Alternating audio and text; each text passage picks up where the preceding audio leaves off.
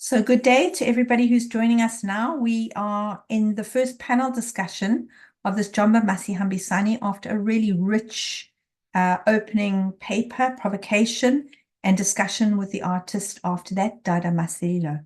So this session is going to look at cultural perspectives that frame our understandings of returning. And the panel is actually not an African panel, but people speaking from other cultural perspectives on their sense of notions of how indigenous philosophies can help us understand these notions of returning to the drum. So our first speaker we're happy to introduce is Rainey Demerson, and she's a dance artist and scholar who's invested in global intersectional feminism and decolonial embodiments. She's both a performer and a scholar. Her work has been performed in New York, Senegal, festivals across the United States, Trinidad, Mexico, and South Africa. And her PhD has been published as a monograph entitled Decolonial Moves, Remembering Black Women in South African Contemporary Dance. And her paper is entitled Dancing Indigenous Philosophy, Key Concepts in African Contemporary Dance. So Rainey, we really look forward to hearing from you today. Hi, good morning. Thank you so much for having me. Thank you. I'm going to do some choreography. Okay. Thank you, Dr. Leon Lutz and Jomba and everyone who's done such an amazing job organizing. What I'm presenting today is sort of a conglomeration of different projects and some reflections that I hope can be useful for maybe framing a different way of talking about contemporary dance in South Africa. And it's by no means exhaustive or complete, so I look forward to your responses and questions. I start with a question: what is African contemporary dance? And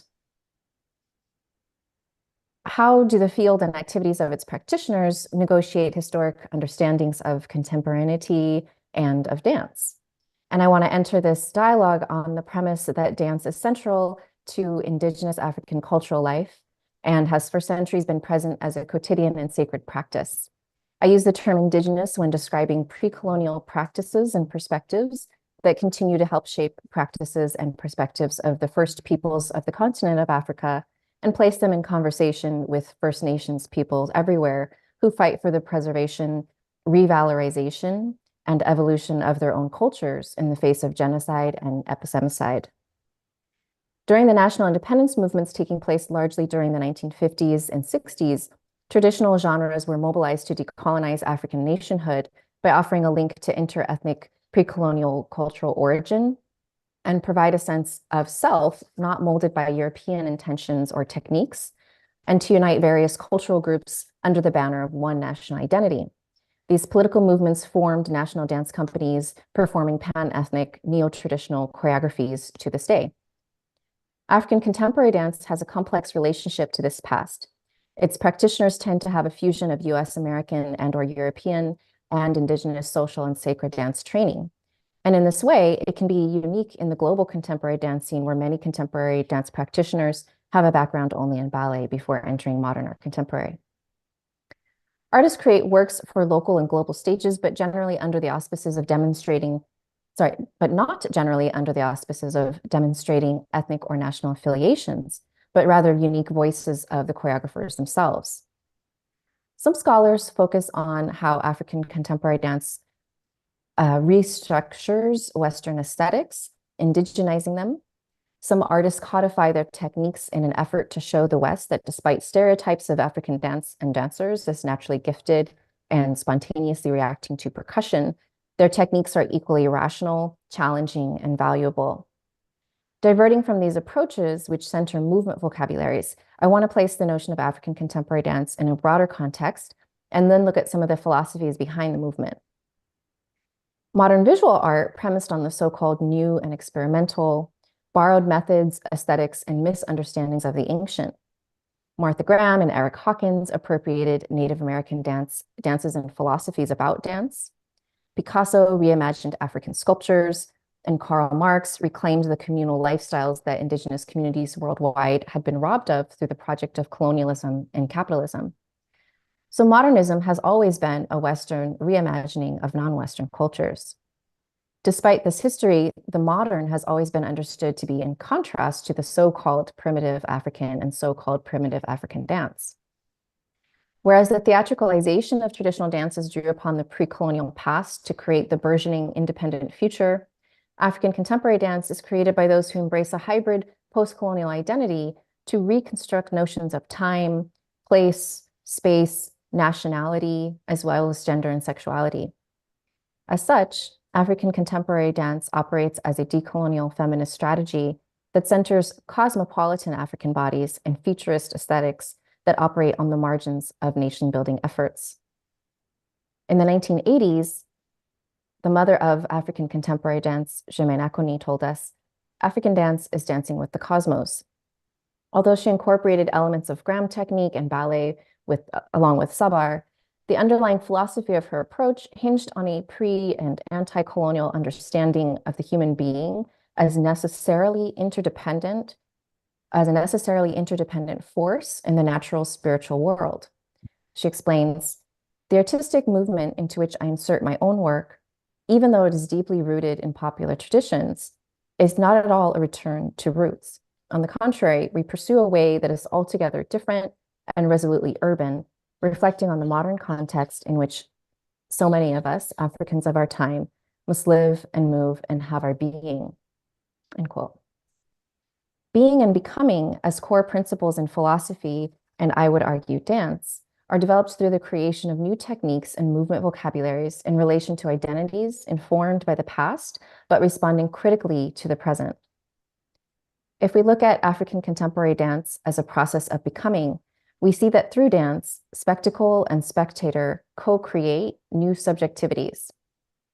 Many ethnographers have documented dance as a necessary component of African practices of self-formation in ritual and social dance contexts, but less attention has been paid to this process as it occurs in the concert dance space.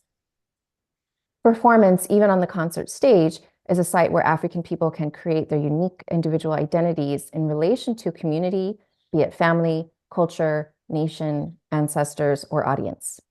This work is particularly significant in colonized spaces where colonial cultures have been imposed and have dictated who can dance, how, and when. Dancing is not merely a representation of a life which already exists, it is a mechanism to create oneself and the world one lives in. In many African cosmologies, life is eternal energy, and as one leaves this world to become an ancestor. Cariamu Welsh described the concept of ancestorism, or the assertion that one's ancestors play an active role in the activities of the living, as a criterion of African dance. Ancestorism is a praxis found throughout the continent and maintained in various dance genres of the diaspora in sacred and secular contexts. To note just a couple of examples, Vincent Manso's work, Konkoriti, draws on familial practices of calling upon ancestors and connecting to spirit. Drawing on a diverse variety of human and animal movement systems and speaking to a universal and timeless issue of pride and humility, the work is expressly contemporary, but definitely draws in multiple understandings of what Mark Rifkin terms temporal orientations, circular and multiplest times overlapping that necessarily include the afterlife. Mamela Nyams's Hutch similarly mobilizes ancestorism. In a 2017 post-show discussion, she explained the evocation of her mother, saying, quote, "It's all about memory. So my mother is also very connected. She's someone I feel like I'm talking to as well within this piece," end quote. In African contemporary dance, family and memory surface as foundational elements through the mechanism of ancestrism, but can also appear in how artists indigenize foreign stories. In Dada Masilo's Giselle, the willies signify on the African concept of ancestrism, wherein the dead are dynamic beings collaborating with the living. By transforming Giselle from a frail victim of unconditional love to a powerful ancestor, Masilo creates a heroine that is both familiar and fantastical. Dada Masilo's Giselle also enacts an African feminism through sexual agency, gender fluidity, and storytelling. Masilo's Giselle uses her body to experience pleasure and to establish boundaries. In Act 1, Giselle's beloved Albrecht walks across the stage and a group of women flirt with him. Masilo makes it clear that Albrecht is desirable, but also that women have sexual desire and agency within that desire. Queen Martha can also be read as an African feminist hero. The character's gender fluidity, horsetail whip, and red dress are all symbols of a sangoma. I infer that the choice to cast a male-bodied person as Queen Martha is more than an allusion to drag queens. It may reflect an Indigenous understanding of gender and spirituality. According to Graham Reed's Ethnography of Homosexuality in Small Towns, sangoma work is the second most popular form of employment for gay men.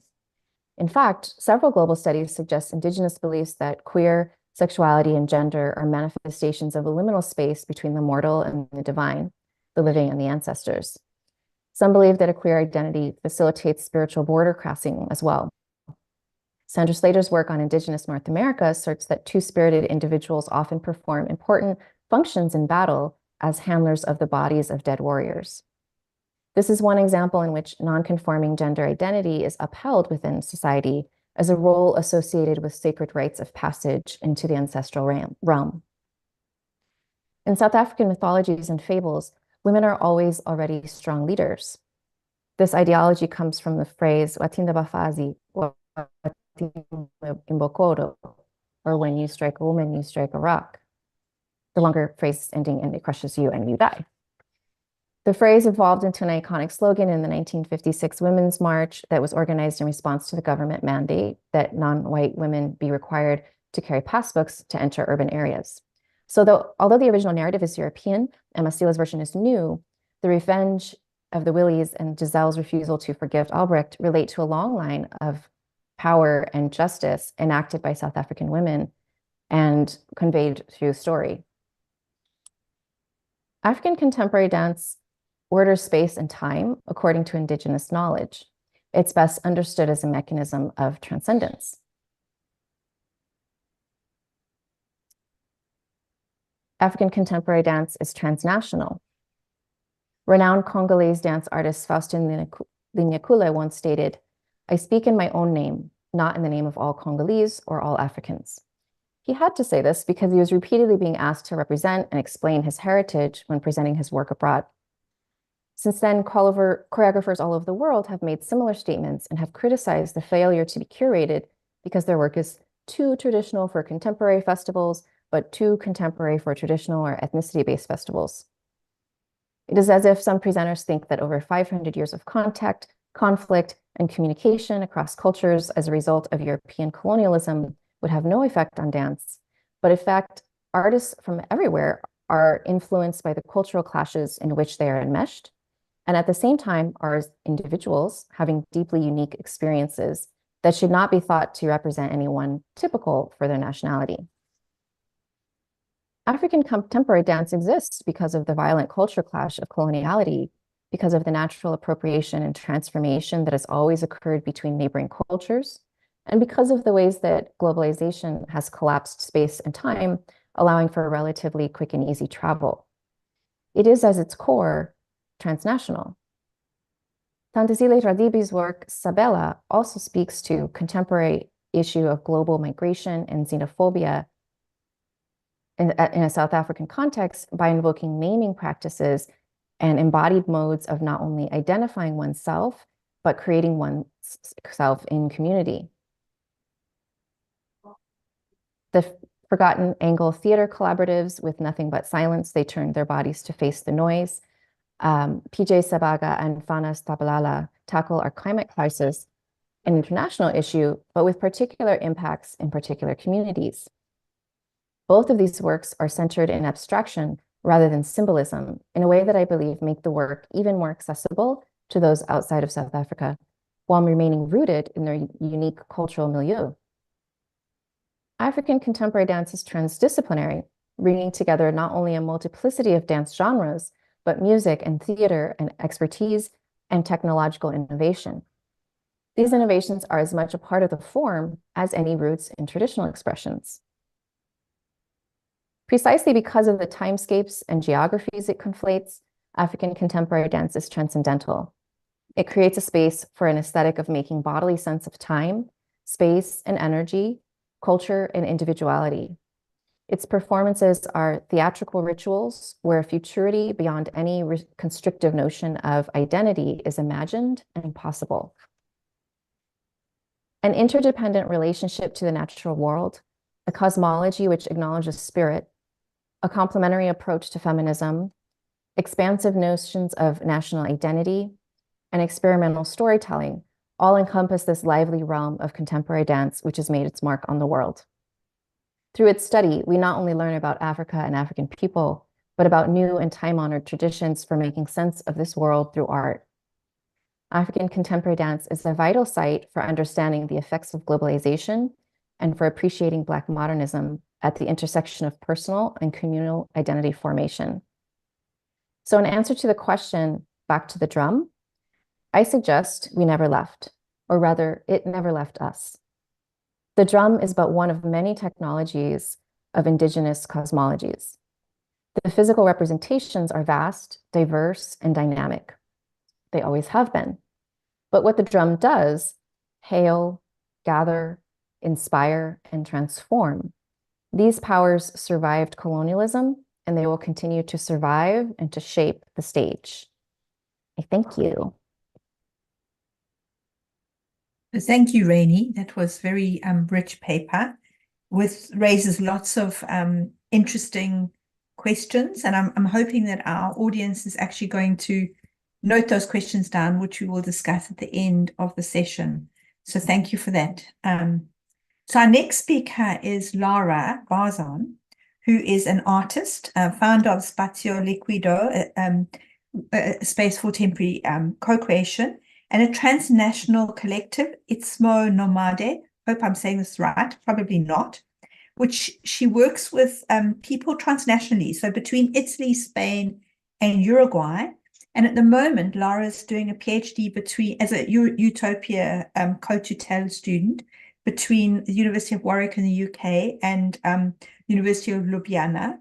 And she's looking at contemporary dance as a terrain of aesthetic and political decolonial experimentation, with a focus on Brazilian anthropophagy as a state of creation through otherness. And it's this aspect of her work that she's going to share with us today. So Lara, we really look forward to your paper, and I'm going to invite you to say the title because I'm going to mangle the Portuguese. Thank you. Thank you, Yvette, for the presentation. I share my screen, perfect. Okay, yes, so you can also read the title, this Trilogfa Antropofagica and the Turn of the Cannibal Body. Trilogfa Antropofagica in English is Anthropophagic Trilogy. So hello, my name is Lara, and thank you, Yvette, for the presentation. There's nothing more to add. Just to say that in my research, I use cannibalism as an epistemology to theorize and practice contemporary dance using otherness as a state of creation.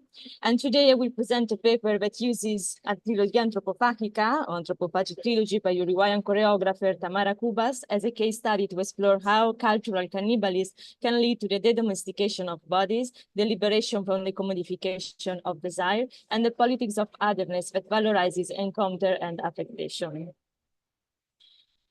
Before delving into the analysis, I will introduce the cannibal thought, laying in particular on the work on Sueli Rolnik, who is a Brazilian psychoanalyst and philosopher, and the anthropophagic movement. I will use cannibalism and anthropophagy as interchangeable terms. So what is anthropophagy? Let me explain through two short stories set in Brazil during the colonial conquest. Scene 1. The Caete Indians dance around the cauldron where, over a roaring fire, they cook the chopped up body of the first bishop of Brazil. Bishop Sardinia had been shipwrecked upon arriving in a newly conquered land, where he intended to begin catechizing the native population on behalf of the Portuguese church. He and the 90 members of his crew were all eaten. Scene 2. The German adventurer Hans Staden is captured by the Tupinamba Indians, who prepare to kill him and transform him into the main course of a collective meal. However, when the time comes, the natives decide to forgo the feast. They believe his flesh would lack the flavors of bravery. The foreigners' evident cowardice has robbed the Indians of any desire to savor it, leaving their anthropophagic appetite unsatisfied. This historical episode, presented by Sueli Rolnik, articulated the concept of the cannibal self, a self that is continuously shaped by the incorporation of the other, demonstrating a policy of relationality rather than mere consumption. The examples also show that not every other was eaten, only those with the characteristic that empowered the cannibal self, such as courage in the first case, while the cowardice of the German adventurers was discarded. The anthropological studies of Eduardo Viveros de Castro add that the other was eaten as a sin, it to say, precisely for the desire to incorporate the perspective of the estimated enemy in the self, to maintain the self in a process of transmutation of perspective. And such transmutation happened thanks to the physical incorporation of the body of the other. In 1928, the anthropophagic movement, led by Oswald de Andrade and Oswald Costa and other modernist colleagues in Sao Paulo, Brazil, appropriated the cannibal cosmology of the indigenous tribes as a strategy to decolonize Brazilian relationship of dependency with European culture. As Carlos Quaregui notes, with the anthropophagic movement, the cannibal, who had been the marker of the American savage time as opposed to the time of Eurocentric and Western modernity, makes his appetite for the world the key to aesthetic and cultural authorization to enter modernity. Indeed, in his manifesto, Oswald Costa proposes cannibalism as a critique of Western history, repositioning the birth of the Brazilian nation with the resistance of the indigenous cannibal who devoured the European, instead of the other way around, with the European colonizer suppressing the indigenous cannibal. Inspired by the painting Abaporo by Tarsila do Amaral, that you can see here at the center of the Anthropophagic Manifesto by Oswald de Andrade, with Abaporo meaning the man who eats in the Tupi language, the movement advocated cultural cannibalism. The body to be eaten became a cultural body, a work of art. The devouring of European culture replaces imitation with critical digestion, absorbing what enriches and rejecting what harms. In essence, I eat what resonates with my desire for vitality, as the two stories presented at the beginning illustrate. In the case of Abaporu, the digestion of Rodin's The Thinker disrupted the traditional emphasis on the head in Western culture, increasing the volume of the body and feet. Desire for affectation, free of capitalistic or domination logic, becomes the engine for devouring existing work of arts reconfigured in the digestion with mockery and irreverence.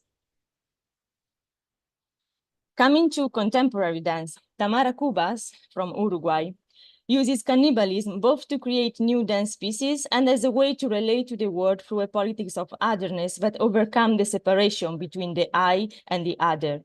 This has a double effect.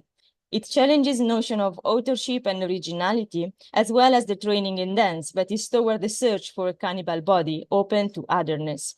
Her work operates under a copyleft policy, meaning that all her performances are freely viewable and reusable, or stealable by anyone. The cannibal cosmology, in fact, restores a relationship based on robbery rather than contracts. I take what I want without asking for permission.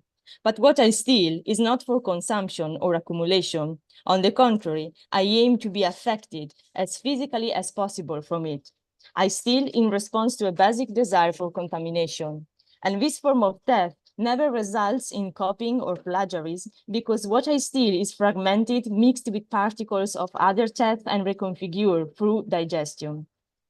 And this is precisely what Tamara did with 3 Brazilian works she fell in love with, giving life to Trilogfa Antropofagica. The trilogy is called Anthropophagic because cannibalizes 3 Brazilian pieces to forge a wild, relational, and desiring practice of dance. In particular, the first act, Permanecer, Remaining, cannibalizes Vestigios by Marta Soares. The second act, Resistir, Resisting, cannibalizes Matadoro by Marcelo Evelyn. And the first act of Asajar, Subverting, cannibalizes Pororoca by Lia Rodriguez. With Trilogfa, instead of devouring the enemy, the Western culture, Tamara devours the cannibal, Brazil, forming a savage alliance to incorporate its perspective and think the South beyond rather than in opposition to the North. Her research does not aim to a pre-Columbian return or to a delink from Western culture, but to explore cannibalism's politics of otherness as a system of knowledge to answer the question, how can we live together in this world as vibrant bodies in relationship without erasing differences? She eats and reconfigures the free Brazilian pieces to fortify her power to investigate this question using dance as a terrain of action. The devouring took place through the implementation of a ritual device inspired by the indigenous cannibal ritual applied to all three Brazilian dance performances. The scope was to let the new piece emerge from the ritual instead of thinking how the piece should look like at the end. And she does this by activating corporeal tasks with a training for the restoration of what Sueli Rolnik calls the body knowledge, the capacity of bodies to respond to the vital impulses of other bodies, human and non-human. There is no space for dance technique. The training is aimed to restore a cannibal body, open, knowledgeable, and desiring. And to reach this goal, rehearsal are literally brought to the wild, and bodies are put in uncomfortable situations, such as spending time in the mountain alone or without speaking, or working in the dark, to awaken the body's primordial capacity to act and be open and alert for survival.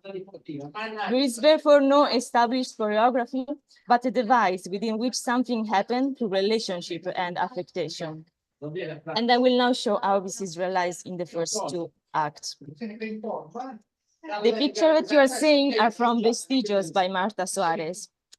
The first act, in fact, cannibalized Vestigios, and Vestigios is a choreographic installation where a body lies hidden under a mound of sand, gradually revealed by the light and the incessant breeze of a running fan. The first act, Reimagining, transformed the stage into an interactive installation where spectators stand on a shaking coil cover platform, embodying precariousness and instability. What Tamara cannibalizes from Marta Soares is remaining as an action, as an anti-hegemonic practice, highlighting the vibrant body's capacity to remain and inhabit precarious situations, fostering a collective and desiring relationship with the work and each other. The work, in fact, exists only if the audience decides to step onto the platform and sustain the unstable ground until another member of the audience takes its place. It is therefore a collective action acted by singularities. The instability of the Latin American socio-political environment is transformed into a strategy to practice the vibrant body. The aim is to train the capacity and desire to remain rather than the will to stabilize it. The second act cannibalizes Matadoro by Marcelo Evelyn, and you can see the picture here. In Matadoro, bodies are the site of protest and resistance of everyday struggle. Naked bodies with masks run in circle through the performance, presenting at the beginning and end in front of the audience an unsettled state of the body. In the second act of Trilogfa Antropofagica, Resistir, the performance traversed a challenging surface of wooden planks, accompanied by a cimarron, an indigenous dog that the colonizer unsuccessfully attempted to domesticate during the conquest. This act cannibalizes the desire to resist and the state of the body that resistance implies. It emphasizes endurance as the state of the body in the face of struggle, inviting both performers and audience to a ritual of becoming wild, alert, and resistant. Indeed, the audience is kept in a state of alertness by the unpredictability of the dog, but remain present for the whole piece. Here, too, there is a renewed relationship with the collective. Performers need other bodies to be able to resist.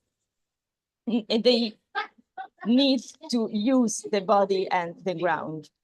As Tamara states,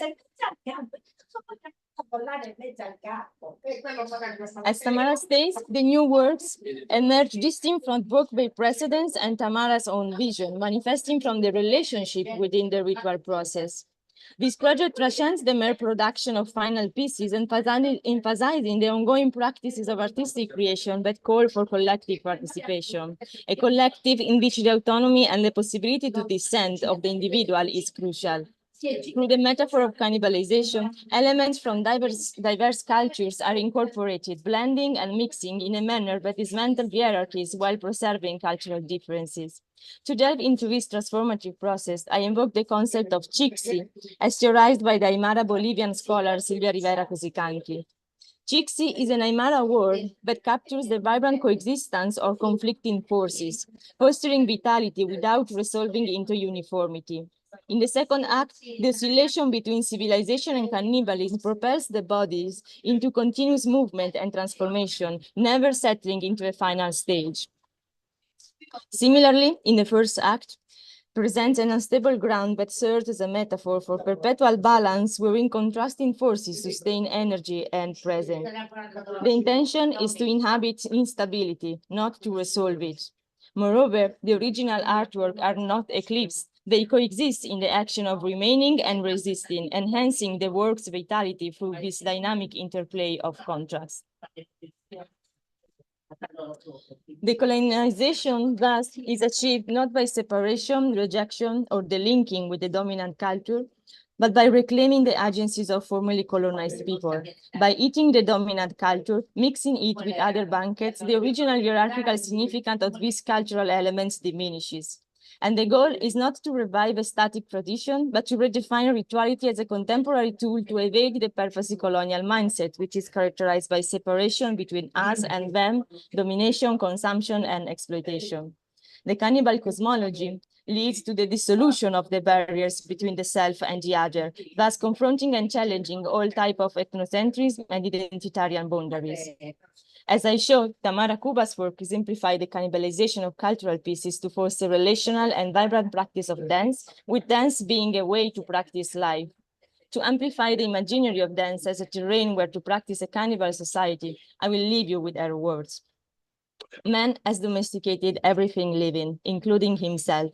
We have become mere consumers of objects, desires, content, and rules. To eat again, it is necessary to strip off, to make space, to strip ourselves of all construction about the other and the common in order to be hungry again. To eat in order to survive as a species. Cannibalism as a structure of the common, functioning of a collective. Thank you.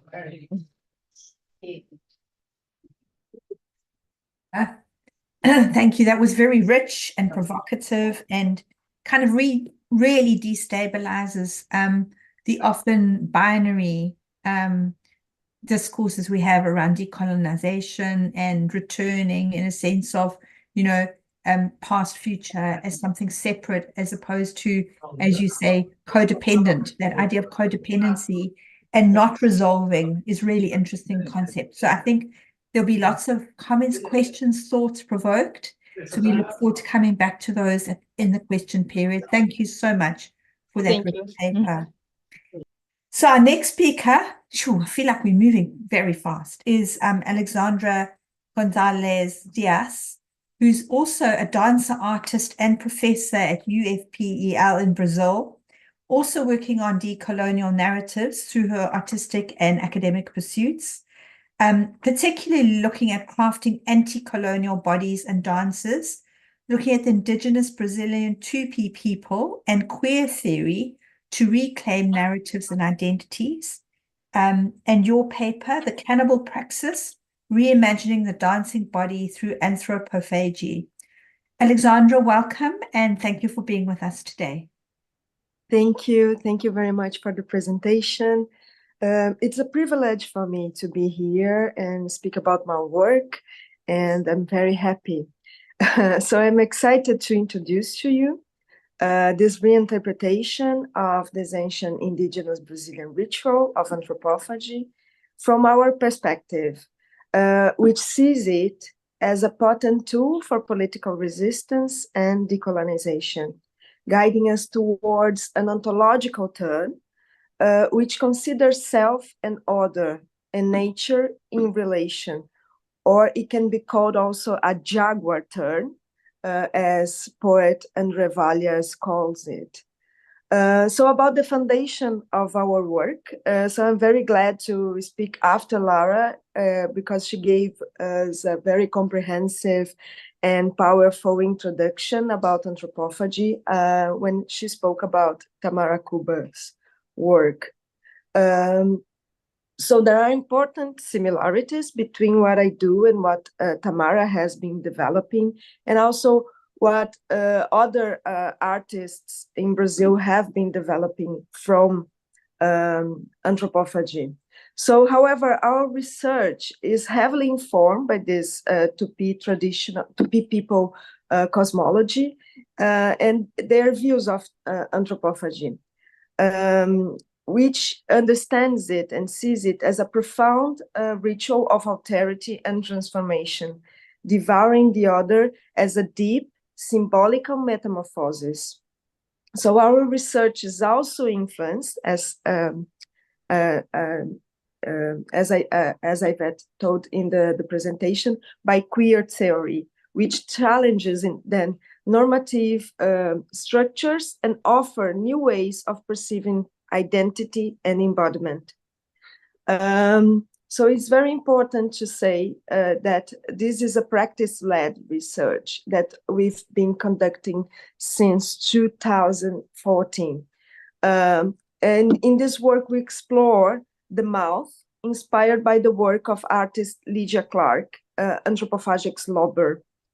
However, it was from the work of queer artist Jota Mombasa that we started to propose to explore other holes in our body. I will explain that because we are taking and we want to make the anthropophagic an operational tool for the body. So what sets anthropophagy apart from other compositional strategies of appropriation, transmitting, such as parody or collage? So we wanted to make this metaphor of eating the other, of devouring the other, a way of moving. So it was important for us to understand and to explore that in our bodies. So this is how we started to explore the holes in our body, because we eat from our mouths. So what about if we start to explore the mouth and the connections between the holes of our body in the dancing body? So this is what we have been doing since then.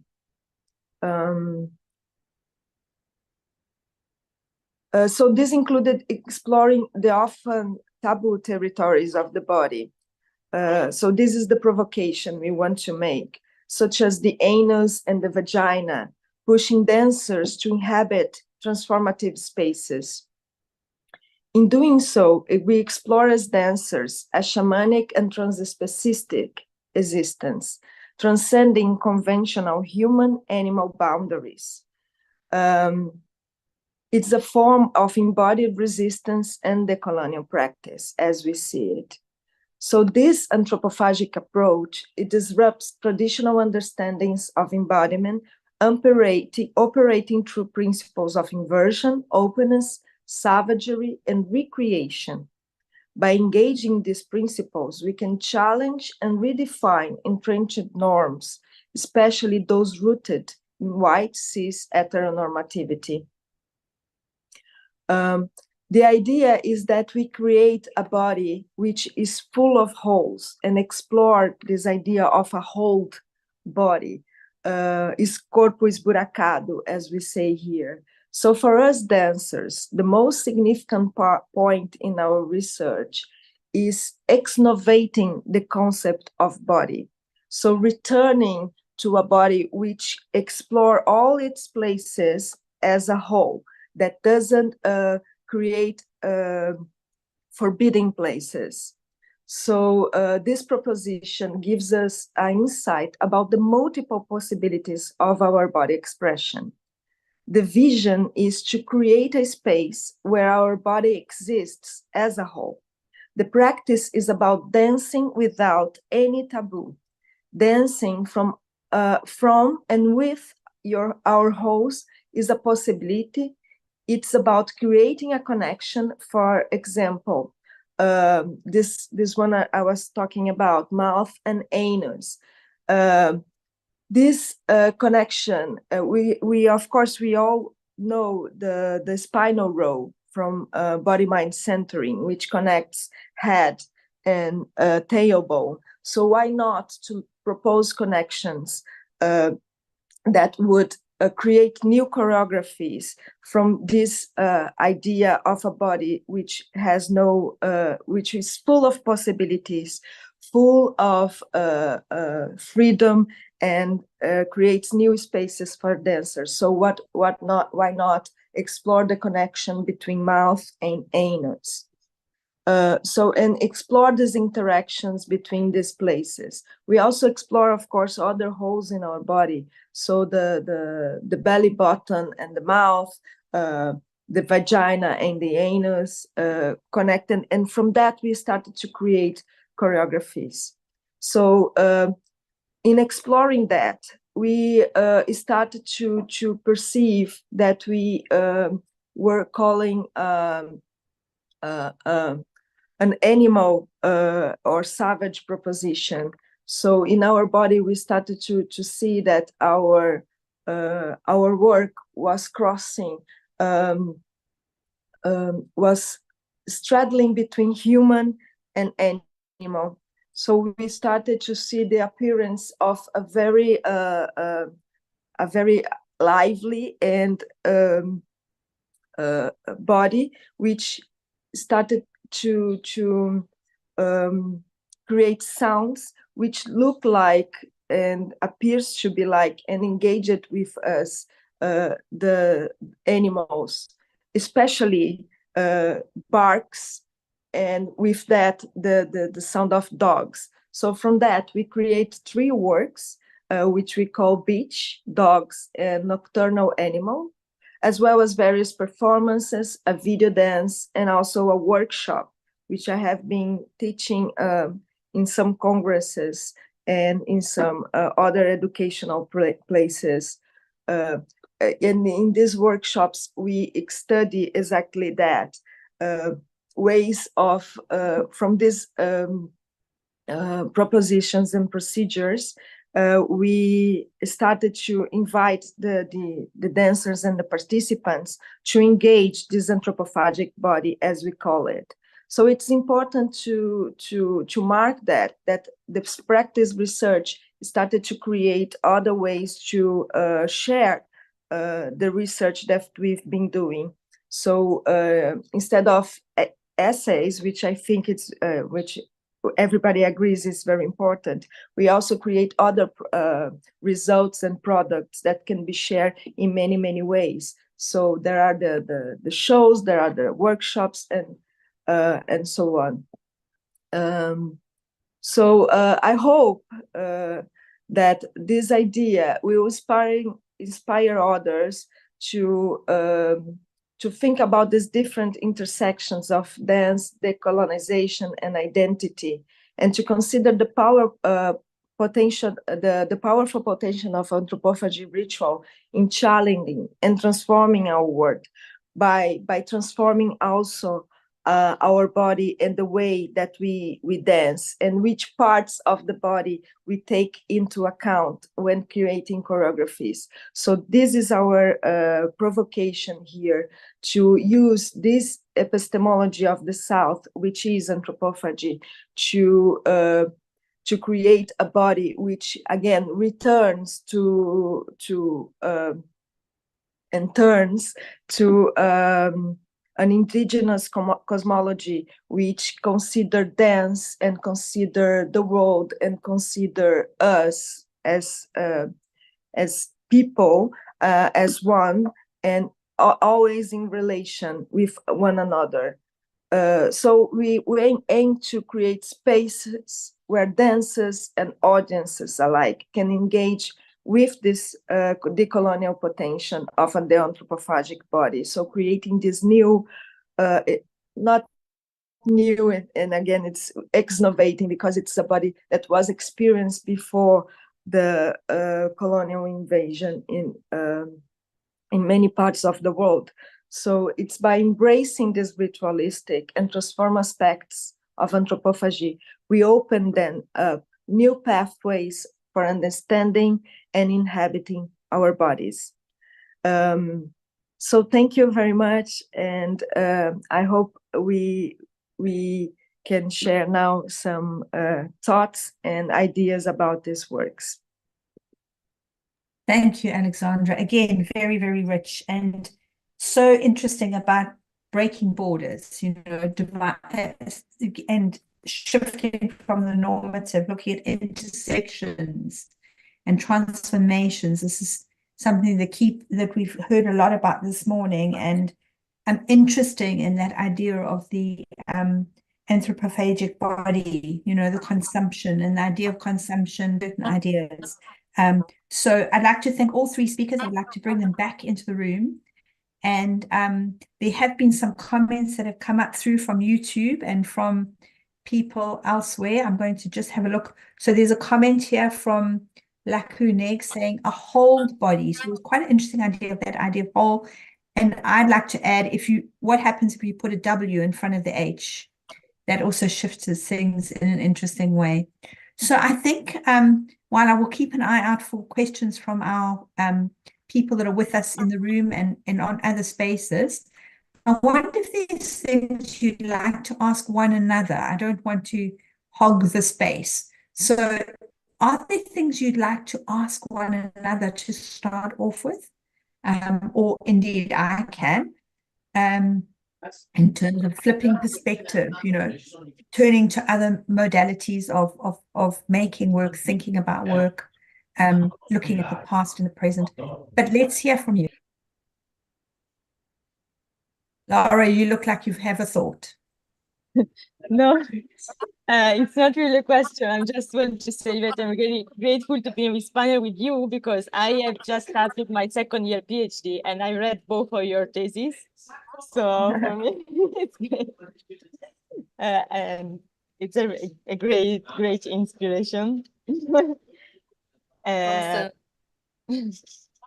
Thank I you. was telling Yvette that I've also studied Brazilian dance and encountered this Oswaldo Andrade's work in college many years ago, but it always kind of stuck with me in the back of my mind, and something that I've written a little bit about as well. So I'm super interested in this like really, I don't know, you almost want to say obscure, but very abstract kind of poem that is very meaningful and layered and metaphorical and metaphysical, and the ways that it has shown up in performance in so many different ways over different generations even is really interesting. So I was excited to hear from both of you in these different ways that this kind of source material gets maybe also cannibalized, you know, eaten and regurgitated in all of these different contexts. And it's kind of it's a difficult thing to describe, but I really appreciated, Lara, how the two scenes that you set up. That was really useful to think about. Yeah, this idea of like not, I don't know, I guess I'm thinking a lot about like, there's kind of like this shame of using colonial, for lack of a better word, material, and yet we have to like reconcile that is the condition we are in. And so then it's what about it, what do you do with it? We're all speaking English and we're not, well, one of us is in England, but the rest of us are not in England, right? So this is the language my ancestors were forced through violence to learn and to speak. Now, how do I use that same language to do a different type of work that isn't oppressive? And we can think about that same function, that same goal that we do in movement. So, you know, there was this sort of omnipresence, like I'm from the US, you know, when I wanted to dance as a child, what was available was ballet. There was certainly no visibility for any native dance forms, much less anything else. So yeah, it's about like how these artists are taking what was forced upon them and turning it into something else. It's a tool that can be mobilized in these anti-oppressive modalities and that are really just creative on one hand. They're just amazing art, but also have this other, not agenda, but this other meaningfulness that we don't have to sort of, you know, I remember being in an interview for an MFA program and being asked, like, why am I using these movements from African dance? And but no one ever asked me, like, why are you incorporating ballet? You know, like, I'm using all of these things because these are all the things I've been taught and that I've found a way to make meaning with them in my own way. But there's only some mechanisms that we have to explain or justify, or, you know, so it's always interesting, like, what comes to the fore and what's sort of accepted, and then and what you feel you have to justify the use of. Yeah, and if I can just add, I mean, Lara, you said that you don't use a specific technique. And I'd be quite interested in, Alexandra, what dance are you drawing on in this work? Or, you know, in the sense of those framings of technique or form, and also how we talk about form, you know, where you can talk about African dance as a thing. I mean, there's like over 2,000 cultures. So, you know, can we even do that? So I don't know if you want to talk about form, and I think that Leanne also has a question, comment she'd like to come in with. So let's just start with that, and then we'll go to Leanne.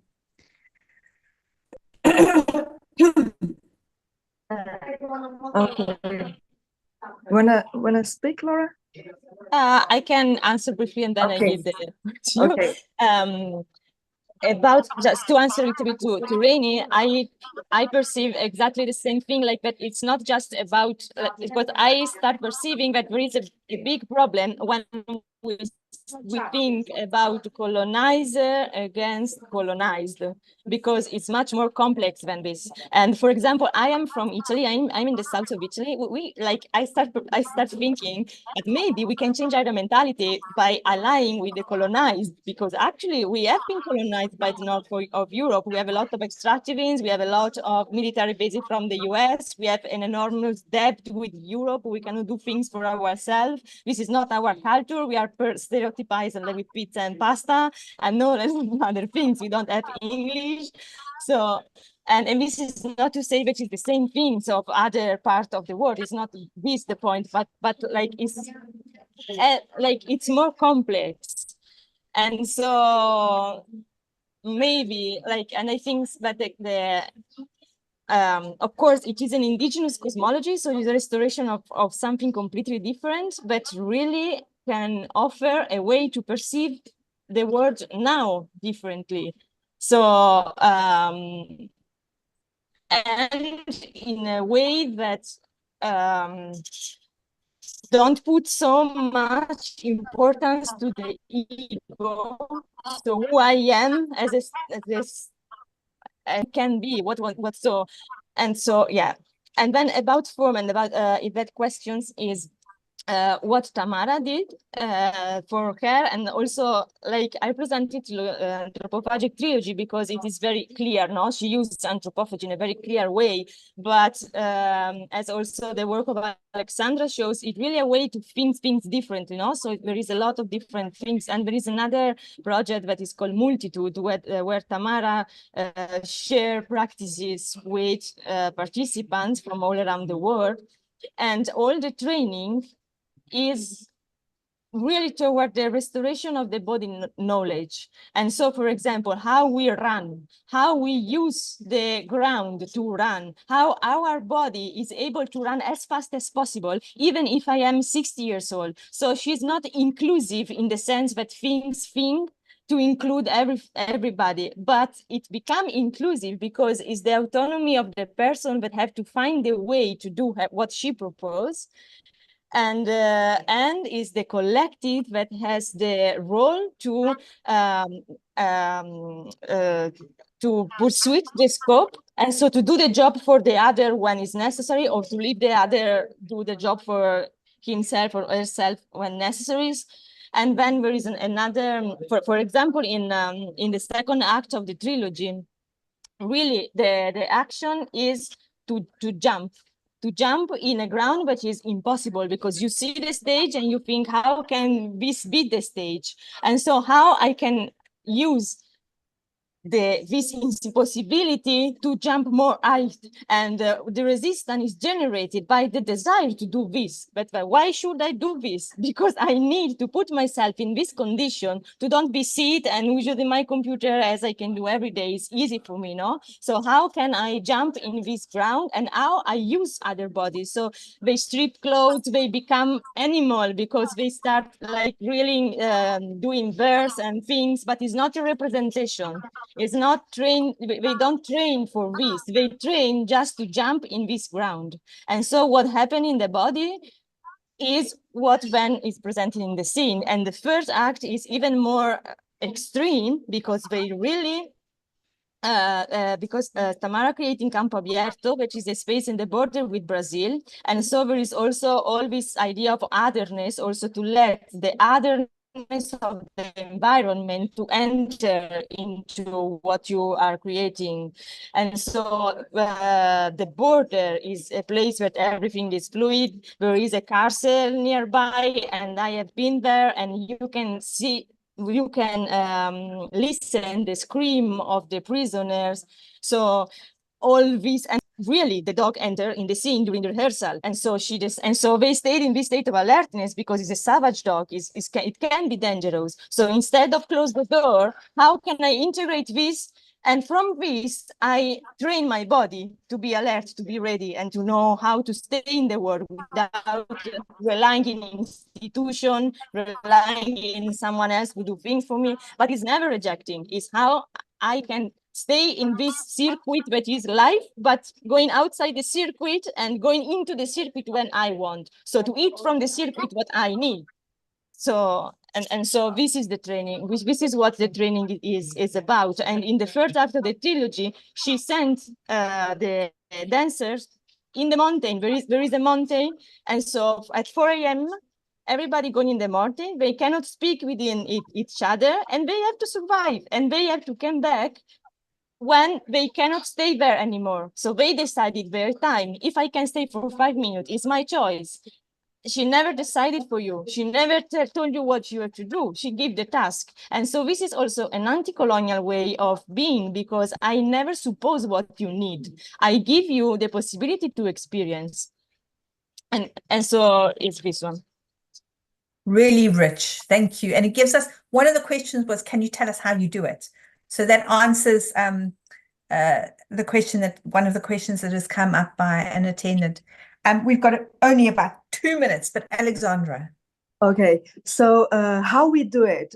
Form is a very important question for us. So what kind of choreographies are we creating when activating these holes? So our work is very much about exploring these spaces and trying to connect this. And from that, we say that we are creating a kind of energy. So this idea of energy comes from a writer, José Gil, which is a Portuguese writer, and talks about very much about the energy of the body. So as soon as we get this energy, which is very interesting for us, because it gives us this idea of presence and this idea of a body that is very open. And this is what Lara was saying about going to a mountain and stay there and be in relation to nature, making these connections and exploring this. So as soon as we get this energy, this very specific savage energy, we start to develop choreographies and scores and propositions which generate and produce different choreographies. So very much in the dance studio as the location for generating new knowledge and a new poetic of dance, which considers this this new metaphor, actually, this what you said, this a whole body and with the whole body. So it's there is this double idea of what about if I explore all the holes in my body, and when I do that, I perceive my body as a whole. So, and this, from these ideas where we are creating the form and the choreographies and the works that we've been doing so far. And also you can find our work. We have a video dance, and I can share them later with you, and you can also find on YouTube, and in which we demonstrate some of this work, and also the workshop. I have some of the procedures and some of the workshop material I have on my company Instagram, which is called Outro Dances. So Outro Dances, I think would be in English. So you can find us there. Yeah. Thank you so much. And it feels like we should have had at least another half an hour to talk. There's so much rich stuff that has come out of these papers. But the papers will be all part of the Jomba archive that comes out. And so it becomes a provocation for further engagement by scholars and moving forward. So I'd like to thank you very much for coming today, particularly, as you say, you're not working in your mother tongue, but it's really useful for us to have other cultural perspectives as we talk about, I mean, Africa is a huge and diverse continent, but to have other perspectives from the global south is really important. And we really appreciate this, particularly as you're having to translate really complex concepts into English. But it's very valuable because how often don't we access things because they are in Spanish or French or some other language that is not accessible. So that's a great appreciation, and thank you very much for all of your contributions today. And we will go on and think further about, things that you have said. Thank you. Thank you very much for the invite. Yes, really, thank you.